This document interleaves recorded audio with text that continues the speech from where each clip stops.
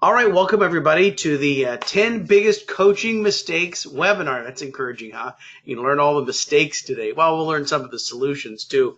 And the reason I'm fond of sharing these 10 biggest coaching mistakes is because I've made them all, one way or the other over the years. So biggest issues, everybody that signed up for the webinar filled out a little survey and you kind of checked off the boxes of what your biggest coaching issues are. And so I just wanted to share the results of that just so that you know that you are definitely in good company when it comes to the things that you're struggling with in your coaching. So 66% of you said the biggest problem is identifying and recruiting recruiting coaches. And I can definitely understand how that could be an issue. We're going to get to that in just a bit. 63%, how do you train the coaches? So you get the coaches, how do you train them? What are they supposed to do? 34% said supervising coaches. As I don't know about you, but I always wore a lot of hats when I was in pastoral ministry. And small groups was one of the hats among several others. I know some folks are bivocational. So, you got to juggle a lot of things. You got family, you got all kinds of things going on. Who supervises all these coaches? 32% said creating a job description. Another 32% just said lack of communication with coaches and leaders. And hopefully we'll give you some ideas of how to solve some of these things. So what stage are you in? Well, some people are saying coaches. What coaches? We don't have any coaches. Some have felt some resistance to coaching for whatever reason, maybe didn't understand it, didn't understand the importance of it. Some have just started recruiting, so they're getting some coaches as they begin to launch groups this fall. At one point, if you were like me, I ran all these huddles or roundtables. I'd get all the people together and I would do all of it myself. It was a lot too much me back in the day, but that's the way it went for a while. Maybe you're just starting out and you haven't even thought about, I don't have coaches. Well, I don't have any leaders. All right. And then maybe you have a seasoned coaching structure that's working, not working. Sometimes coaching structures can look really great on paper, and in reality, they don't look like a whole lot. And I've been there too. And some people said, well, it's too various to describe. I can't even tell you what what my coaching structure is like. If you haven't met me, my name is Alan White. I've been a pastor for over 28 years. My wife, Tiffany, and I have been married for over 18 years. Father of 4 children who are now 16, 13, 11, and 5, and 3 boys and a girl. So we have a busy house. I've coached over 1,500 churches across North America, and since 2011, I've helped to start over 15,000 groups with about, probably over 125,000 people conservatively connected into those groups. So it's been an amazing process and privilege, and grateful for the opportunities that I've had. What I do, I work with churches. I do some individual coaching with churches. I have coaching groups. I have a coaching group that is starting in January.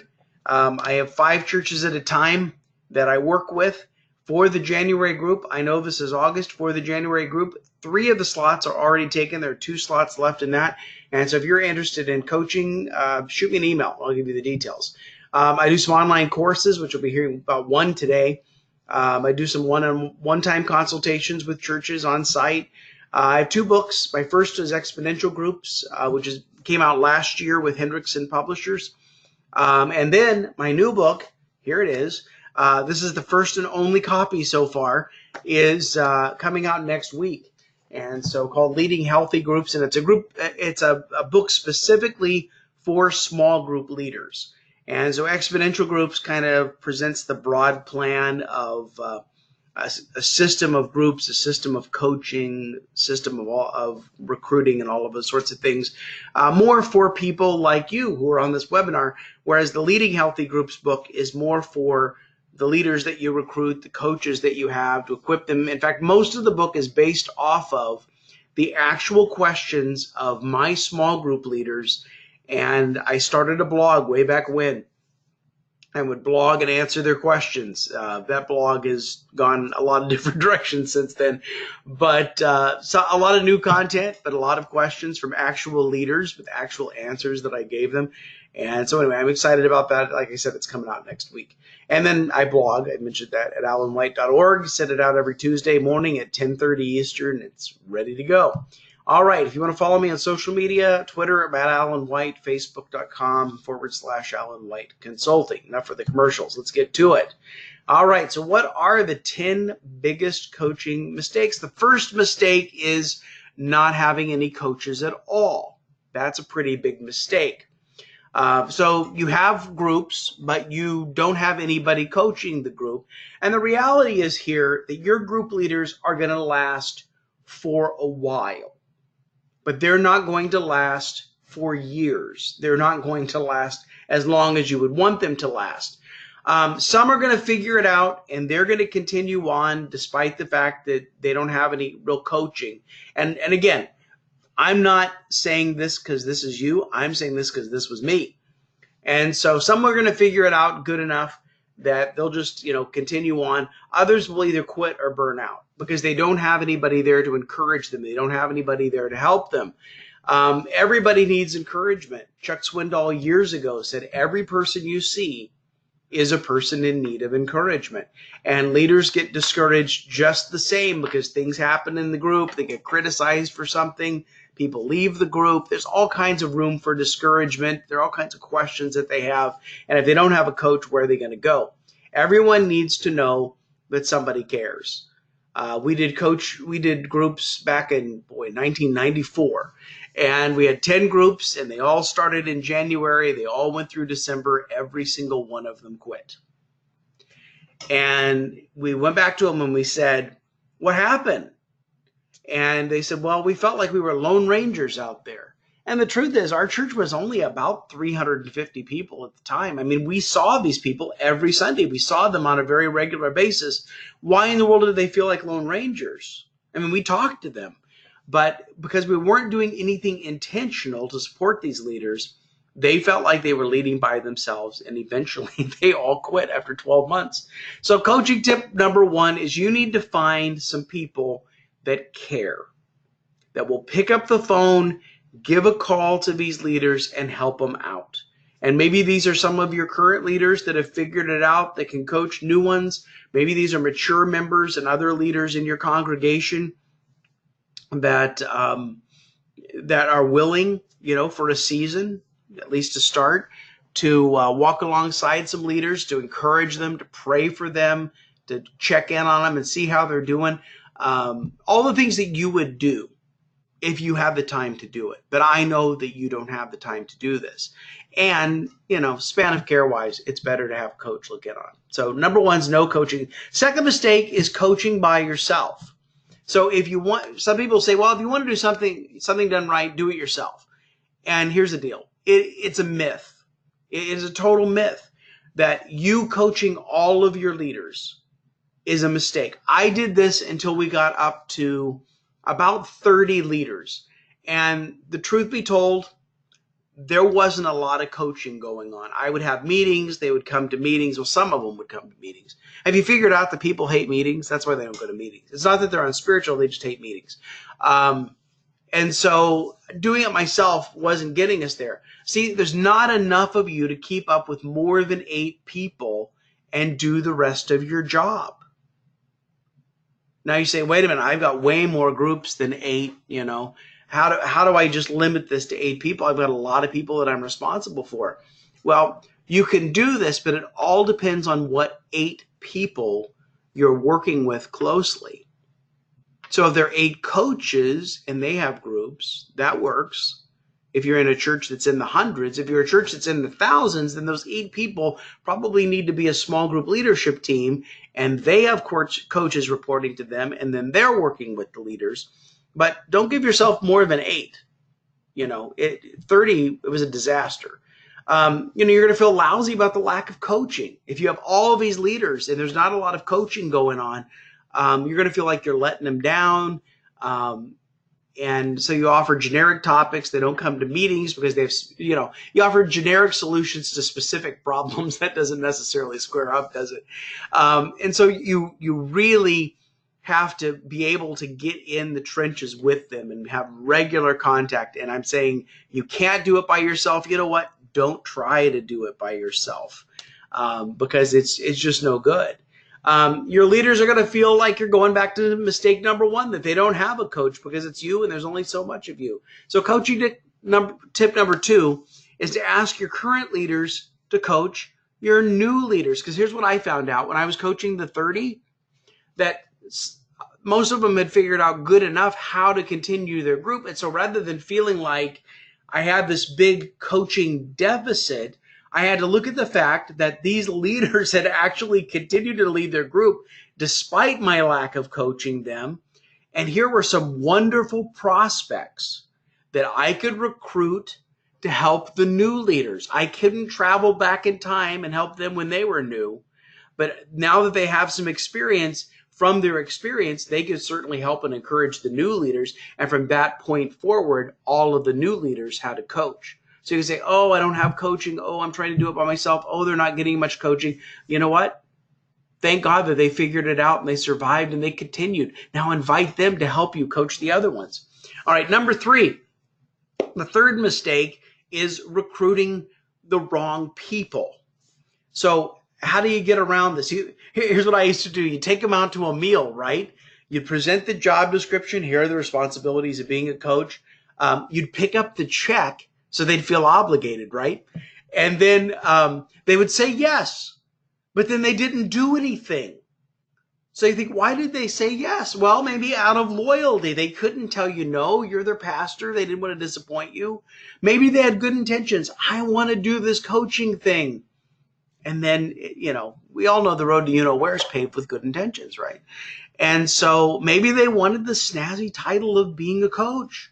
I'm a coach, I'm going to get the jacket. I'm going to get the name tag. No, we don't do jackets and name tags. They love the idea of having a title as coach, but they didn't do a blessed thing. So what do? Here's coaching tip number 3.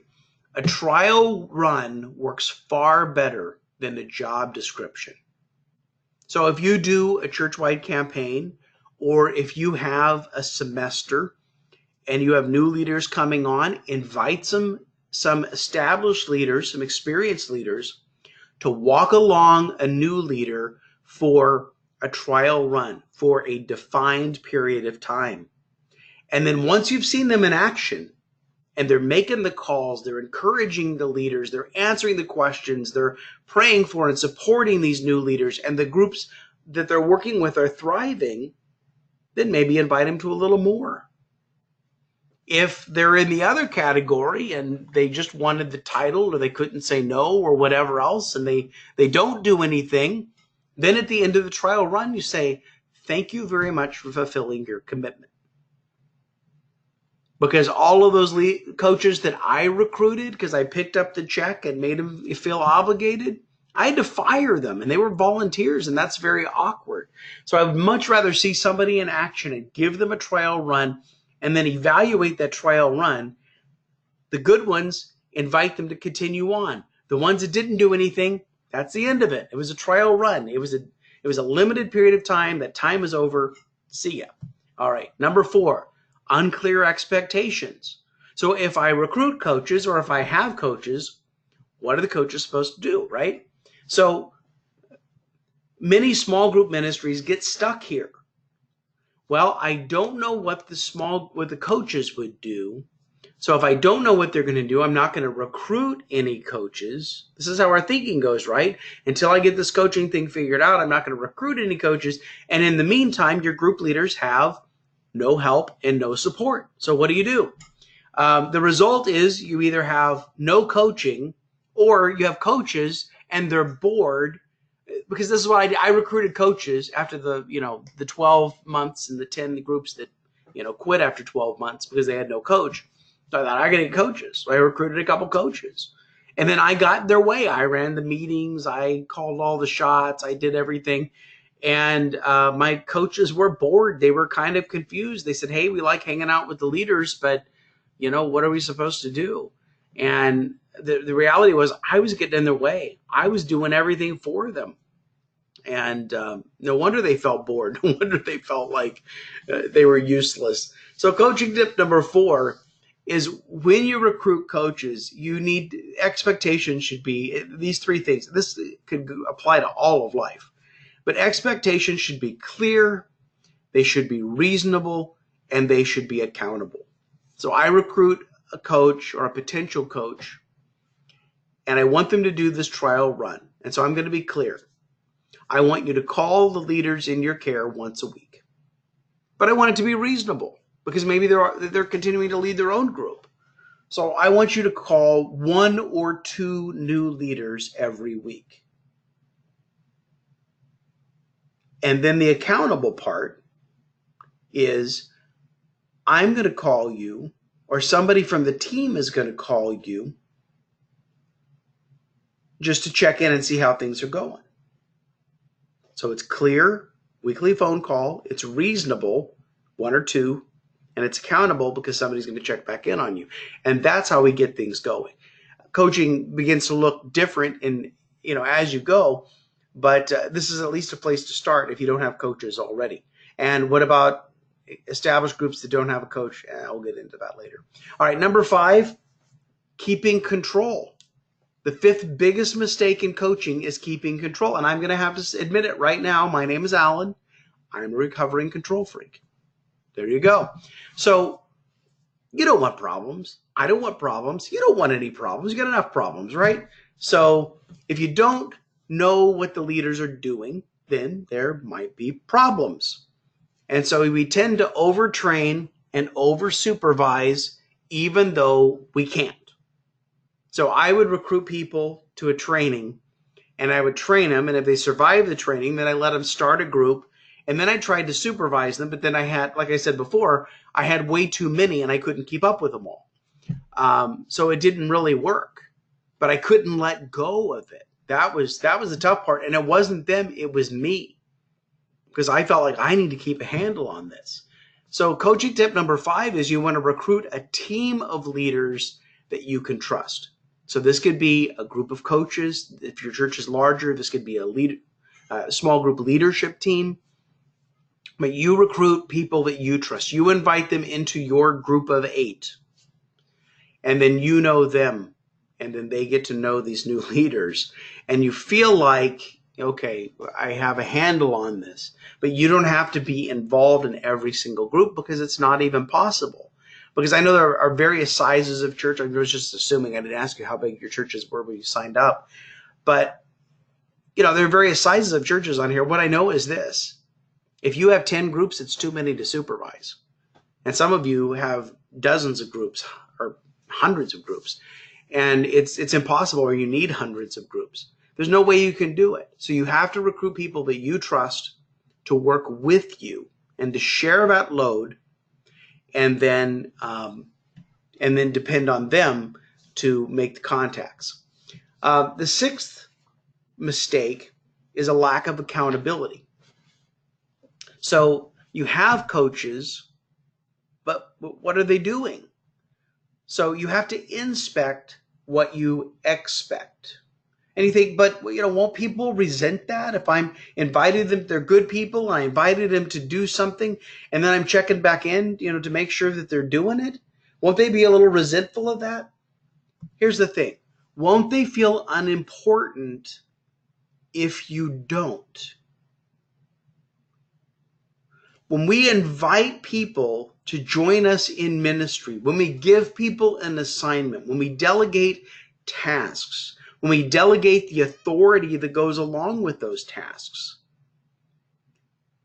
they're doing an important job. I believe coaching is an important job. I believe that coaching will make or break your small group ministry. That's why I'm taking time today to present this webinar, because I believe that coaching is hard work, but I also believe it is essential to the success of your groups and the ongoing success of your groups. And if you're doing it all yourself, that's just crazy. But if you invite people in, you need to check in with them. You need to check up on them because what they're doing is important work. And if I truly believe it's important work, then I'm going to do something about it. So coaching tip number 6 is, if coaching is important, make sure it happens. So if you have 8 coaches and they're reaching out to all of these leaders, they're reaching out to their 8, maybe their 8 starts with 1 or 2 and then grows. You need to have a relationship with the coaches, just like you expect coaches to have a relationship with the leader. And you think, oh, I have to have 8 relationships. Well, it's better than having 64 relationships, isn't it? Right? Because if you have your 8 and they have their 8. But we need to keep in connection. We need to know what's going on. And sometimes, out of the busyness of our life, the hardest thing for us to do is to pick up the phone and make a call. And I don't know if it's because we're afraid that we're going to hear news that we don't want to hear. I just remembered I forgot to turn my ringer off. I should do that during the webinar. So maybe we'll call them and the coaches will say, oh, all the groups are failing. Well, okay, here's the thing. All of your groups are not failing, number one. Second thing is that if your groups are struggling, don't you want to know about it?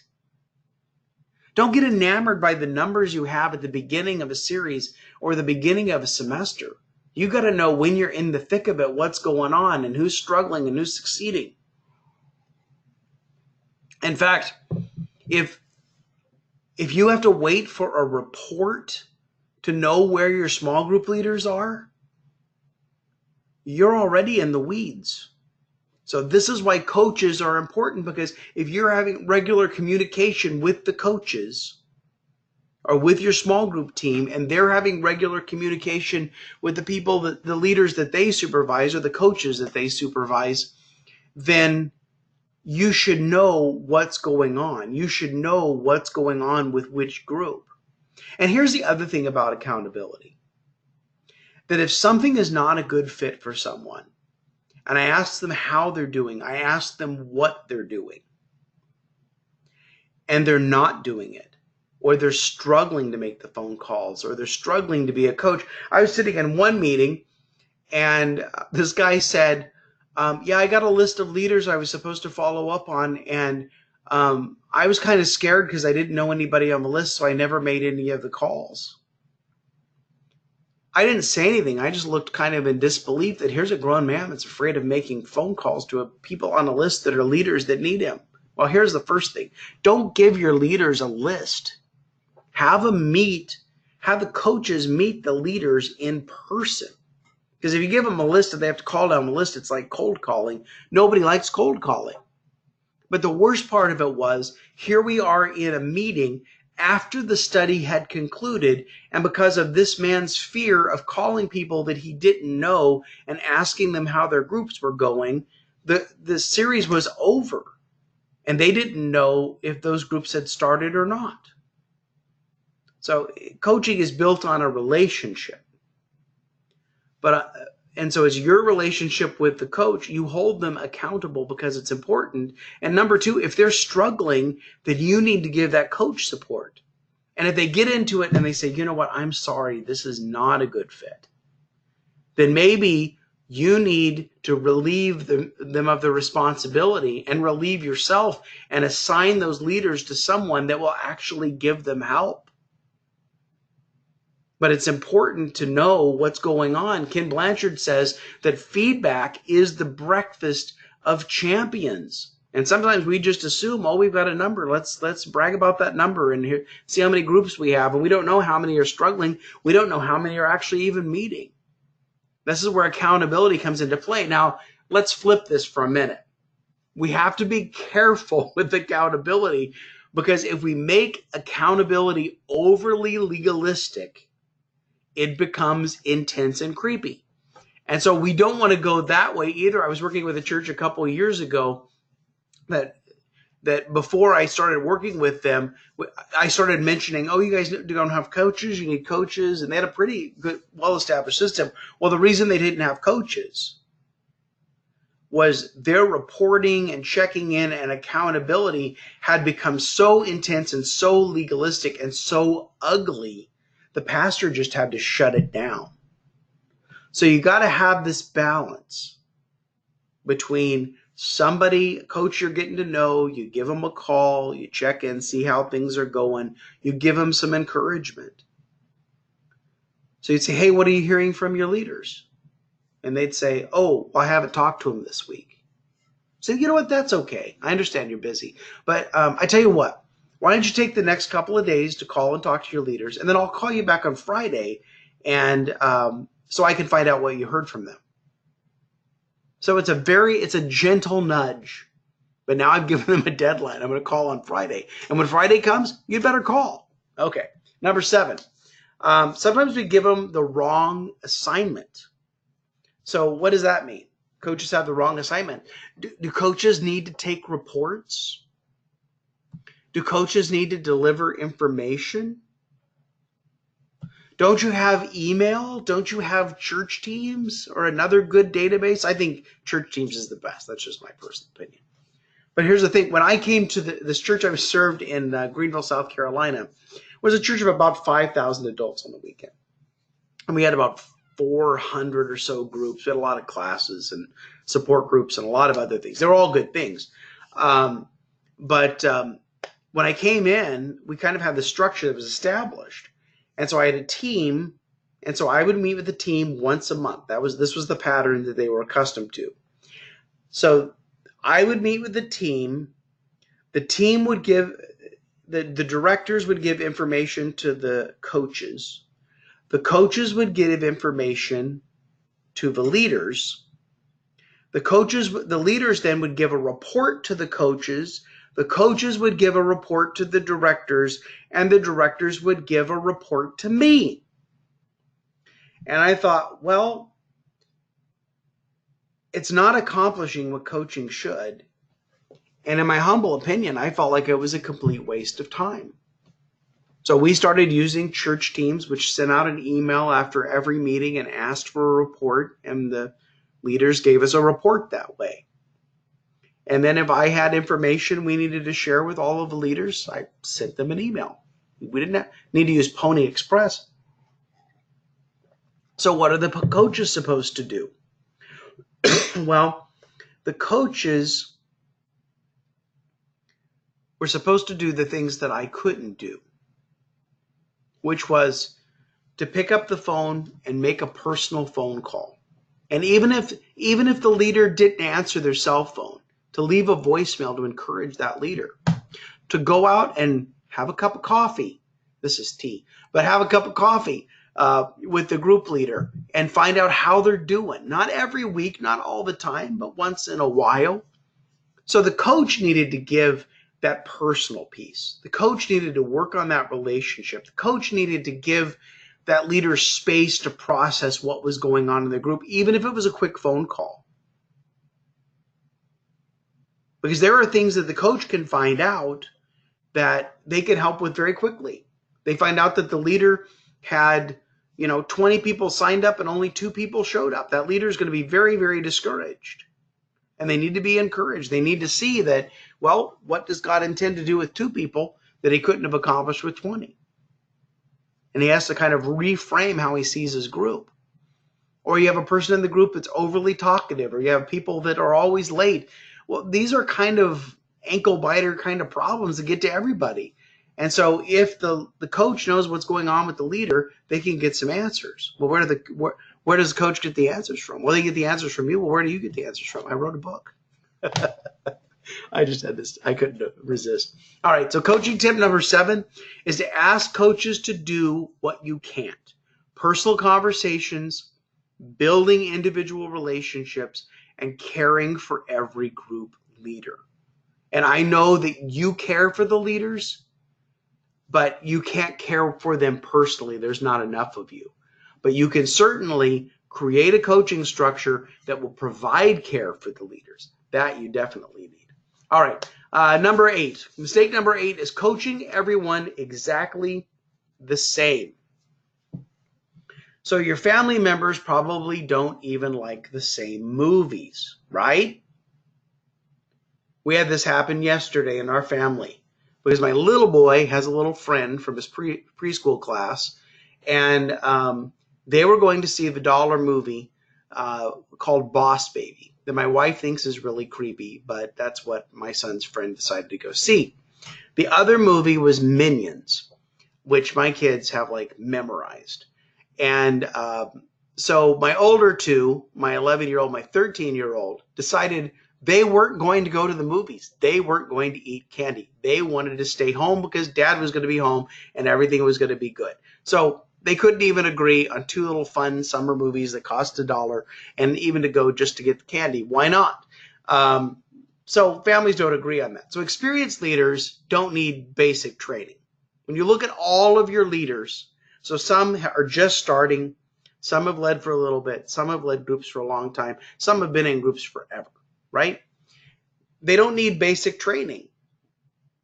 But the new leaders don't need to have, experienced leaders need space to do what they know to do, and they need to be checked on occasionally.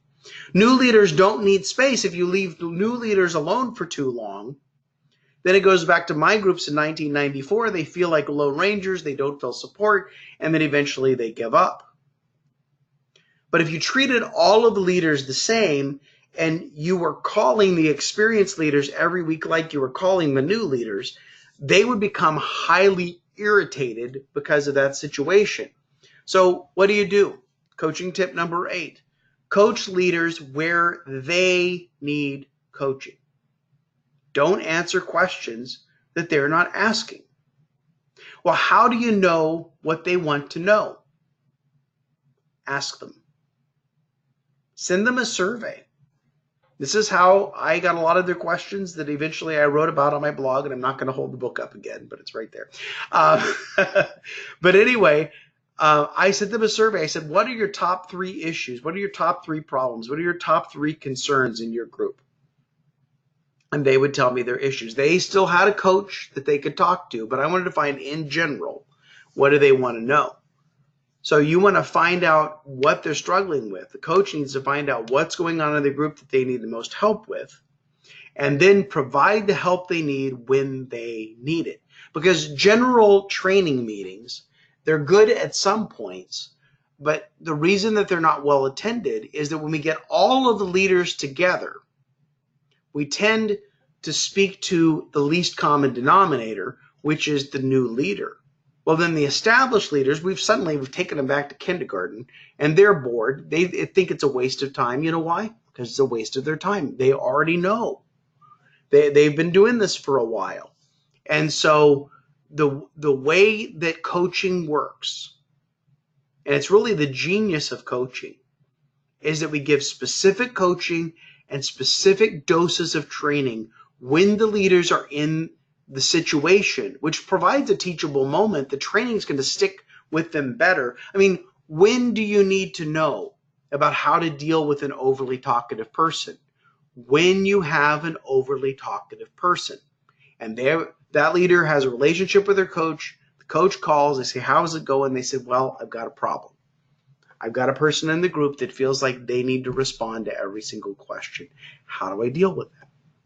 And so again, it's very specific to what that leader is going through instead of this general thing. See, here's our issue we get into. And I served a church of 800 adults and a church of 5,000 adults. And when we get to a large size, we feel like we have to have programmatic responses because of the sheer size of what we're dealing with. And that may be efficient, but it's not effective. But you can be personal with the person that's in front of you. You can be personal with the coach that you recruited. The coach can be personal with the leader. So just because you have a large size doesn't mean you have to be impersonal and have a programmatic response. You have to have a coaching structure in place so that you have a personal response, not necessarily from you, but a personal response available to everyone who needs encouragement, who needs support, who needs direction, or needs to have a question answered. And this is entirely possible with coaching. If Moses could establish this system in Exodus 18 based on Jethro's advice, If he could establish this for over some 3.5 million people going through the desert to resolve their disputes, if Moses could establish this structure with 3 million people, none of your churches have 3 million people. I don't know of any church that has 3 million people. But Moses did this with 3 million people. You could do this with the people that you have. You just have to hurry up and get started. All right. 9th mistake, too many direct reports. So how many people can you keep up with? Well, not every group leader, not every ministry leader, sometimes not every coach. So here's the tip. You need to implement what's called the pepperoni pizza rule of thumb. And that is you want to limit your direct reports to a large pepperoni pizza. So large pepperoni pizza has 8 slices. So you have 8 people. I thought this was like, I don't know, something that just seemed right to me. I found out this is actually a business principle. And so people are like saying, oh yeah, in business school, they talked about, this rule of 8 and having no more people in the meeting than a large pepperoni pizza. Honestly, I got it from Sesame Street. 8 is great, but there is something to 8. And if you have too many direct reports, then that's when you need to give everybody a promotion. And so your coaches, some of them become part of your small group team. Your leaders, they become coaches for other people. Group members become leaders. You just give everybody a promotion, but you keep your group to 8 people. When I was at a church of 800 adults in California, I had 8 people on my leadership team, and they supervised over 100 groups. 105 groups was the peak. And I met with those 8. Fast forward, when I was at church at 5,000, we had hundreds and hundreds of groups. I met with 8 people, and they were the small group team. They were directors, or I called them community leaders.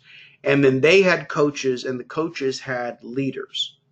So in either situation, I had 8. It's just a matter of which 8 do you meet with, right? Which 8 is going to be the most helpful, which 8 is more influential as you build your system. And your system may start small, and then it may be 8 coaches, and then grow to be 8 directors over small groups. All right, issue number 10 is unsupervised coaches. So you have coaches, that's great. So how do you keep up with your coaches? Well, each coach could oversee 100 people. So you think about that. If a coach has 10 groups, and each group has 10 people, your coach could have 100 people that they supervise. That's a lot of people. So what are they doing? So coaching tip number 10 is you have to provide for your coaches what you expect for them to provide for their leaders and their groups. And so you need to give care to your coaches. And again, depending on if you have 50s and 100s, then those coaches over 50s and 100s are your small group team. If you have thousands, then those leaders over thousands, those are your small group team. But you provide care to them, that when they call, you take their call. When anybody else calls, it goes to voicemail. When they call, you take their call. When they email you, when they text you, you respond right back. Well, I don't have time. I can't do all that. It's only for 8 people, right? When you have a meeting, you meet with those 8 people. You don't meet with everybody. Now, there are occasions where you're going to have a larger scale training or a small group retreat or something like that. But on the day-to-day basis, it's your part. And sometimes we're reluctant to pick up the phone and call. Sometimes we're reluctant to check in on the coaches or to pull them into a meeting. Sometimes we're reluctant to do that. And honestly, I think that some of that reluctance, not to take this too far, I think part of that reluctance is a spiritual issue. Because the enemy wants to isolate us. The enemy wants us to get discouraged or assume that everything's fine, right? And so preventing us to make a call, or some emergency springs up and I can't make the calls that I'm going to make today and all of that, you got to put this number 1. If I don't do anything else, I need to call my 8 coaches this week. If I don't do anything else, I need to call the 8 members of my small group team this week. And then the other stuff is going to get done. It can come later. And you can think about when you call, what's your drive from your house to your office? What's your drive from your office to your house? You have to go into an appointment. So when you're in the car and you have your wireless, phone going because you don't want a ticket, you could make your call list. And maybe you're going to call one leader. Maybe you're going to call two leaders. Maybe you're going to have to call them back because there's more of an issue. You need longer to talk to them. I'm talking about leaders as far as on your small group team or coaches to supervise them. But if you don't do anything else, do this. Set up a regular day and time that you're going to call and talk to them. And again, as they're new, you need to be more consistent with them. As they are more established, then maybe it's the monthly meeting and you're okay. All right, so now you have a few more answers about this coaching thing. I'm going to guide you through a proven plan to build your coaching structure. So what I did was last year, I ran a pilot of an online course, and some of the churches, their logos are on the screen here, these churches were a part of that pilot as well as a lot of other churches, and kind of learned what works, what doesn't work with coaching, and how to establish that coaching structure, how to build on a coaching structure that you already have. Now, I will warn you, I'm going to tell you about this course that I have opened up that you could be a part of. So here's the incentive. If you stick through the end, and I've got the little list of names over here, if you stick through the end of the webinar, it's only be about 5 more minutes of this, and then we'll get to questions. I will send you chapter 4 of the Exponential Groups, which talks about beginning your coaching structure. So you get that for free. All right, so here we go. The course is called Coaching Exponential Groups. And it's session 1, it's 6 sessions. Session 1, we talk about developing your coaching structure. So building on a biblical model, customizing for your church's setting, because this is not cookie cutter. It's got to work in your church. Growing your personal leadership and overcoming the need for control. Believe me, I understand.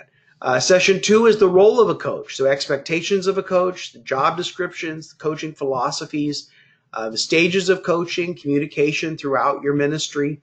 Session 3, identifying and recruiting coaches. So qualifications for coaching. What if they already lead a group? How do you handle that? The importance of the role of a coach. Helping coaches develop their gifts and using a team approach to coaching. Session 4 is training new coaches. So initial and ongoing training, effectively using metrics. So you have all of this data. What do you do with it? Specialized coaching for different leaders. Session 5 is discipling coaches and their leaders. How people grow. And so we're talking about the discipleship model that I've developed that works in small groups, that works with coaches. Spiritual next steps. And then session 6 is equipping your coaches. So running drills with your coaches. How do you handle different situations? How to make effective group visits? How to resource your coaches for success? And then there's a bonus. There's personality types in coaching, because there are a lot of different personalities, and leaders that have, a coach needs to understand their own personality type. And then as they interact with leaders of different personality types, they need to figure that out too. So how do you coach different personality types? What type are you? So there's an online assessment, and then you learn about your core personality type, and then you apply the principles to how you coach other people, and what works for them, what doesn't work for them, how long of a conversation you should have with them, how short of a conversation should you have with them. So what's the investment? So how much is the lack of coaching costing you? So if you were losing small groups because you don't have coaching, it's costing you something. How many group leaders have burned out or quit? How many training meetings are half empty? Are your leaders and groups intentionally growing? How many times do you answer the phone to talk to leader after leader who needs support? A lack of coaching might be costing you a great deal. So I have 3 packages. The basic package is 6 sessions of teaching plus the bonus. They're available on video, audio, transcript, and you get all the slides. There's a course workbook. You have various articles, job descriptions, coaching questions, other kind of supplemental resources that you can use. Everything's in a format that you can just take it and then turn it into your own.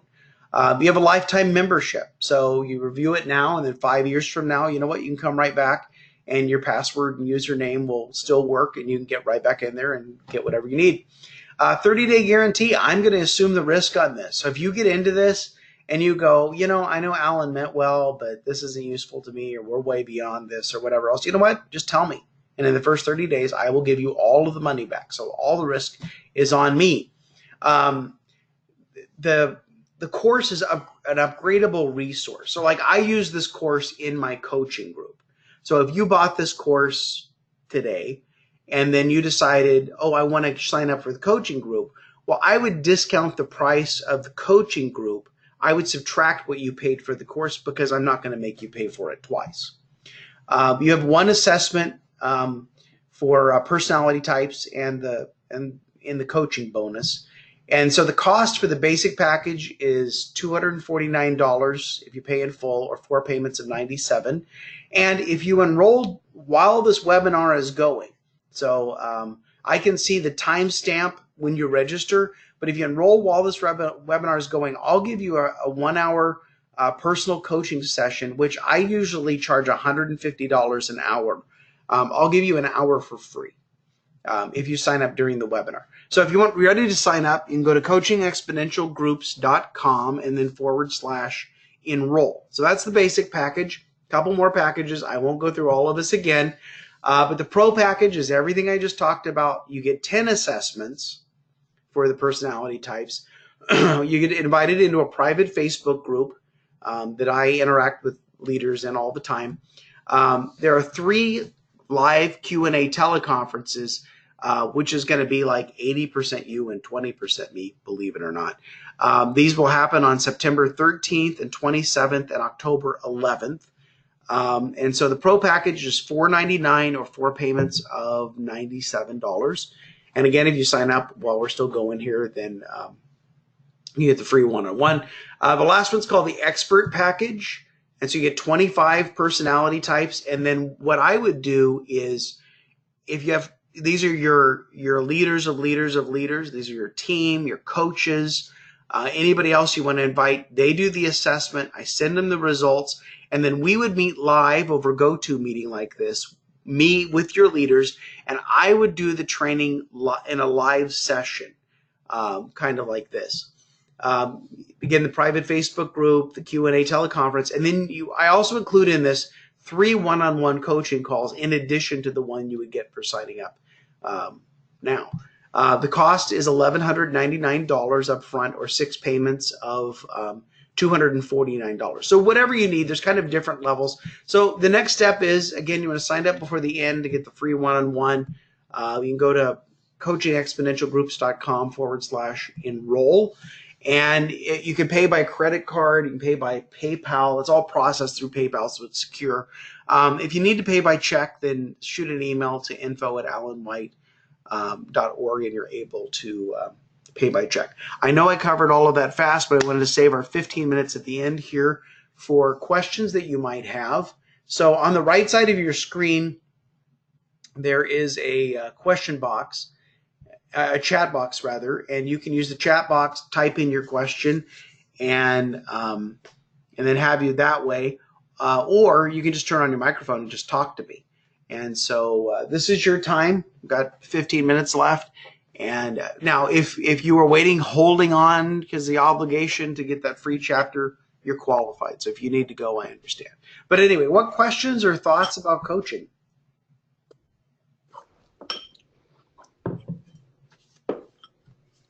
Anybody? Hi, Alan. Hey, who's this? Hi, Alan. This is Ken. Hey, Ken. How's it going? It's going well. So this is the first time I've been on a webinar with you, and I just want to thank you for your emails. In doing groups over the years, a lot of us know sometimes we, as small group pastors, we try to get together, but it's not easy. And yeah, so I just really appreciate your nuts and bolts emails and resources. I just want to say that. I was just saying my email provider just gave me a little statistic that in the last 3 years I've sent out 1.1 million emails, and so I appreciate your comment because I wanted to apologize to everybody for spamming them. So, all right. So what were you saying? So I wanted to get your thoughts. So I've been in pastor ministry for 20 years, 2 larger churches, 2,000 plus. working mainly in adult discipleship, although I'm at a senior leadership level right now, so I have a lot of other plates. You know how that goes. So, but so I've had ups and downs, like you mentioned, with coaching. Sometimes I felt like we'd done it really well. Sometimes I felt like the wheels were falling off. And but we've been, our coaching team and our community group leadership team, we've been looking at our coaching again. And one of the things that we're factoring in is the how people access like podcasts and short videos, that kind of thing. And we've gotten fairly good at putting together some simple short videos for people. And so what we've talked about is going more toward coaches as specialists, so we can cover more groups. We're at about 60 groups right now. Okay. And growing. So versus the Carl George span of care model. And so just reflect on that. I'm very open to pros and cons. And what do you think about some of that approach? Well, I think that because you kind of have a training piece and a coaching piece, and I know they go together. On the training side, I really had to step back and evaluate, what is training? And because typically, training was a meeting, and they kind of, when you're in seminary, they kind of tell you, your purpose in life is to have meetings, and then nobody would show up, and then you question the call of God in your life. At least I did. And so, but then I would have a leader take me aside in the hallway and say, hey, I've got this particular situation. How do I handle it? And in about a 3-minute conversation, I gave them enough. So I really had to say, well, what is training? And so for me, it seems like old school now, but back when I joined the staff here 11 years ago, I'm no longer on staff. I left 7 years ago. But when I joined in 2007, then I would take these questions my leaders were asking and put them into a blog. And then the blog would be pushed out to the leaders. And so they would get it in their email. Since then, churches that I've worked with, we have gone to what you were describing and having like a short 2-minute video to push it out to them that they can watch on their phone. And again, I'm going to say push it out like 50,000 times, because if it's a matter of somebody's like, well, why can't you just put it on the website and they go visit the website? And I said, 1995 called, or AOL from 1995 called. They want their strategy back.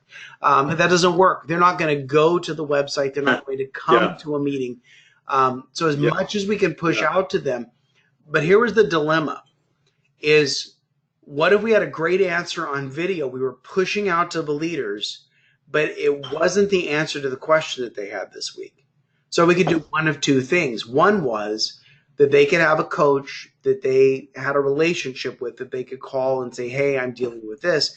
The other thing was that you would archive those videos on a web page somewhere so that it was a ready reference, so that or a YouTube channel or whatever, so that they could go on there and, okay, I know they sent out a video about this 3 months ago, and I'm going to go find it. So I think all of that is great in a supplemental fashion. I'm still a huge advocate for coaching. And if you were to say, well, do we do training videos or we do coaching? I would say put your energy into coaching. Just because if somebody has an issue, some churches have done like a phone a friend. If you get in trouble, call this number. Well, you don't know who's going to answer that call. And so to me, it's like you're getting called into the principal's office because there's a problem in your group. Whereas if you have this trusted friend who's your coach, you pick up the phone and ask them, because that would be a very natural thing. So I would definitely, maybe the coach is not heavy on the training side and you do training in other ways. But I think on the personal side, I would still push to have the coach there. The new leaders are going to need more help. The experienced leaders are going to need more help. Definitely. And one of the things that is part of this course, I should advertise it, is Carl George gave me his 3-2-1 coaching method, which he uses with experienced leaders about 4 times a year. And he told me I could freely distribute it to whoever needed it. So that's part of the course too. But anyway, I think that it's important. I think that coaches, as they are working with different types of leaders, they can. Saddleback years ago had a community leader concept where all of their community leaders had 25 small group leaders that they supervised. And the way they did it was they had 5 new ones that needed a lot of help. They had the next 10 leaders needed a little bit of help, and then the last 10 leaders they served more or less by benign neglect. So I will give you points on going the direction of pushing out videos, because that beats meetings hands down. But I would also say don't give up on coaching. Keep that effort going where they're building those relationships, because that's a lifesaver for a lot of guys. Yeah, because I totally resonate with what you said about teachable moments. That those are the times to train and teach. Totally resonate with that versus a canned approach or even pushing out.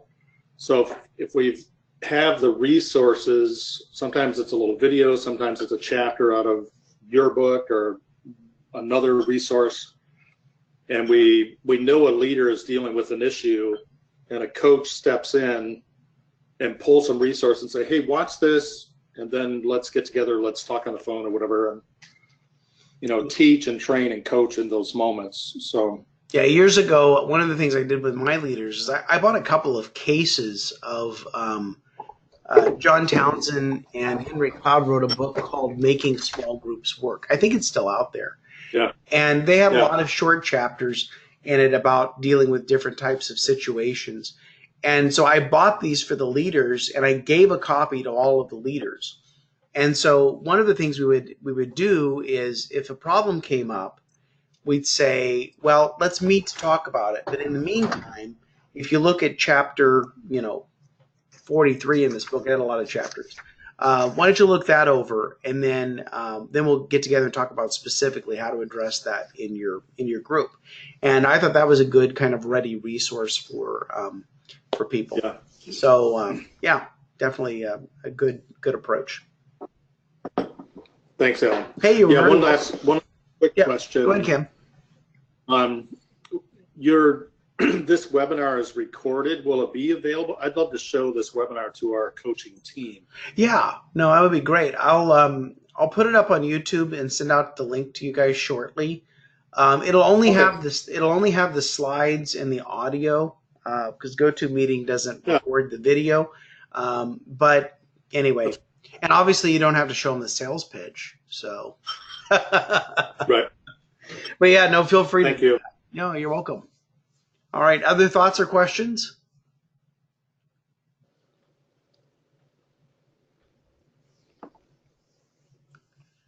We've got a few more minutes.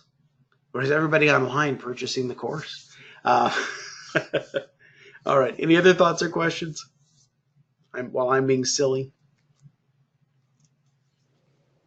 Arlen, this is LaDon from St. Paul's Baptist Church, and I just want you to know this is great. Thank you so much. Oh, thanks, LaDon.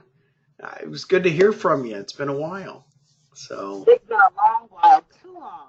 well, okay, well, I can start bugging you again, but no, I've got all these writing projects. I'm like up to my ears in writing projects. If anybody wants to write something, I love Pastor Watson. I know Pastor Watson encouraged me strongly to take a webinar, and I'm like, yeah, I should. So this was very encouraging.